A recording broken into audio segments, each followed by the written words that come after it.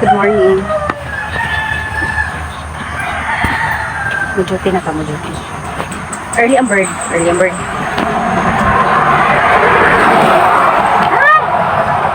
Early ang person.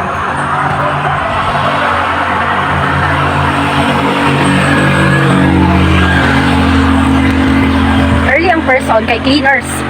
Dapat mag-early ang person kay cleaners mag-input. What about alas 7?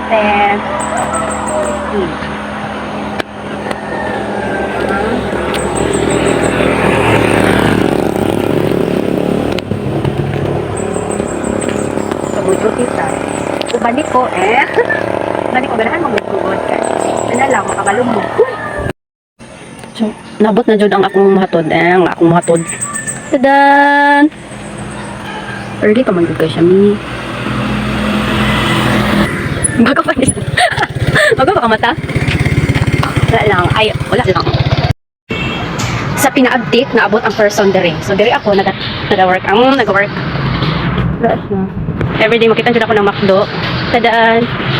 Uy, grabe ka zoom. So, dere ako nag-agi kay dere man good. Basta early. Basta buntag dyan siya. Tinan ko English siya. Basta buntag man good siya. Dili pasudlon ang dili hinadong mag-anak. Bakit akong first na ko kay wala mo good pasudlon. Ay, I mean, di pasulod ko. Ipangutan na pa ko kung asa ko. So, wala sa dira na i-love. Pingaw pa kayo nito rin part. So, ikaw ang tama sa taas. So, dira, pasaka ta sa second floor.